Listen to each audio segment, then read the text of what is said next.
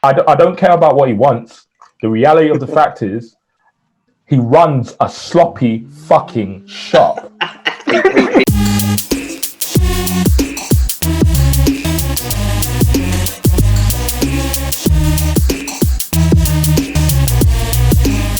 But looking ahead towards next week's, we've got AEW Fyter Fest Night 2. The card is as follows. Kenny Omega and Adam Page defending their AEW World Tag Team titles against Private Party. So it was the number one contenders match that they won on night 1. FTR. If they give that time, that's going to be a good match. If they give that time. They do, yeah. Yeah, like, they give it time. And if they rush it, Private Party are going to come out looking like chumps. Yes, I agree with you. FTR and the Young Bucks against the Butcher and the Blade and the Lucha Brothers, which I think is going to be an interesting dynamic. However, the Young Bucks can have a good match with anyone, given if anyone has seen AEW Dark this week, they had a tag match against Brandon Cutler and Peter Avalon, which they set up on being the Elite, and it was actually really good. So the Young Bucks can have a good match with anyone. It was enjoyable. Colt Cabana and the Dark Order is how it is listed on Wikipedia, but it's actually the Dark Order. Colt Cabana, I'm pretty sure, has joined, going up against. He's not fully joined yet. That's the point. Okay. He hasn't paid his membership. Like he's paid his membership fee and he's done the paperwork. It just hasn't been processed. Think of this match as his initiation. Did either of you see Being the Elite this week? Yeah. Did you wouldn't know which member the Dark Order could have got? I saw that. That was amazing. Hangman Page. Hangman Page went up to Brody and sort of said about he would have joined, but he's changed it. He doesn't want to anymore. Brody Lee just went into the back and just went ballistic. Sounds about Vince. Sounds about Vince. Yeah. Yeah. So Colt Cabana and the Dark Order, which is Brody Lee and Stu Grayson versus Joe. Would you like to do the honors? SCU, all 3 members in a 6-man tag. Nyla Rose, it says versus to be announced. I don't know if it's a match. I don't know if it's a segment of some kind. I think there's been rumours of multiple things going around. We've got Lance Archer versus Joey Janela, and the main event, Chris Jericho versus freshly squeezed Orange Cassidy. What is gonna snap? Question. Do you guys think it's too soon for Orange Cassidy to get this bigger win? No. I don't know. He's one of those people that he doesn't need to win to be incredibly over. So he can, get Jericho can beat him. Yeah. Yeah. And people are still gonna love Orange Cassidy for it. He just needs to put in a showing. He doesn't need to win. That's my opinion. The match against Pac, look at that for example. After that, so many people respected loved him. Yeah, he's kind of fell upwards if you think about it. If you think about Pac, because he rolled around the ring just laughing. That's why. He's fallen upwards. He lost the Pac, and then now he's fighting Jericho. It's pretty incredible. Yeah, I agree with you. That's a Booker's dream, though, because you can have people going over him. You don't have to give him big wins, but he still just gets more over and over. That's the kind of Tony Khan must be thinking he's signed this guy. He has a gimmick that will never get old. His gimmick will never not be funny. It will never not be entertaining. He's just brilliant to have. On the flip side, for next Wednesday, obviously we've got WWE NXT's Great American Bash Night 2. We have got a 6-man tag where Breezango and Drake Maverick team up to take on a Legado del Fantasma.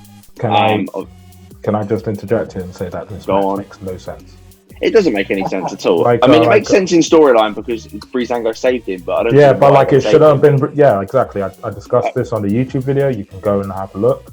I'll say it again now. By the way, like and subscribe to our YouTube. It's at TW. Is it /TWM Wrestle? Am I correct? YouTube is the Wrestling Movement. The Wrestling Movement. Oh, we did that. We did that. We moved. We moved. We moved. Anyway, it should have really been Kushida and Jake Atlas who came to help him out, shouldn't it? Makes more sense out of that because they were their final 4 out of the tournament. Yeah, it would have been. It's a nice, beautiful. But Breezango just there to take a pin, and I get it. Yeah, I get it as well. We've got Johnny Gargano versus Isaiah Swerve Scott, which was set up last week after there was a scrap between the pair of them. I did tell you. I had to tell you about this. I find that very tell me about this. I didn't even realise this happened. But yeah, they got put apart, so that's happening next week. We've got Mia Yim versus Candice LeRae in a street fight, which sprung out from the Fatal 4-Way. From the Fatal 4-Way, they've been brawling for weeks. Yeah, they have. Low key, Mia Yim is NXT's answer to Mick Foley. She's got incredible range. Range. If you look at the range of characters that she's played throughout her career, maybe she's not displayed that in NXT. But it's also like when I say she's NXT's Mick Foley, like she's done some mad spots, you know. Yeah. Like yeah, sorry, no, go on. Didn't she superplex Dakota Kai off a top balcony through a pile of tables or something? This match is gonna slap. And we all know about Candice LeRae's bona fides, like. Oh yeah, there's been many pictures of her just covered in blood. Exactly. She took that super kick with the trainer with the Air Forces full of thumbtacks. I think they were Air Forces. Like, yeah, this match is actually gonna slap. We've got a rumored match. It's not been confirmed, but if this is confirmed, I think NXT may win. And that is the women's match for the women's title between Io Shirai and the winner of the Fatal 4-Way, Tegan Nox. That match will be mad good. Yeah, it'll be very, very good. And obviously, the main event, Cole versus Lee, winner take all. I wonder who's going to win. I tune in to find out. That's the only way. Based on both of those, which one to you two just sounds more appealing? Joe, you can go first. I will watch NXT first. I watch both, and I will watch NXT first. I think they have low-key been building Keith Lee to take the title off Adam Cole since flipping the Bills to War Games. This has been War Games. War Games. This has been quite. Like it's been coming. It has, and if it happens, if it doesn't, then I really don't know where Adam Cole goes. But like basically, just he just ascends to heaven, like Asuka before him has done. I mean, you're calling the main roster heaven now. Well, I don't know. Ascends to Raw.